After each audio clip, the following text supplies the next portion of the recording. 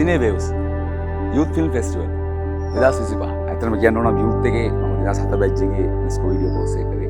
ඊට පස්සේ තමයි මම මේ ශේෂ්ත්‍රයට මට ආසාවක් ආවේ. දැන් අපිට දාන්න බෑ චිත්‍රපටය අපිට දැන් ටිකක් වයසයි.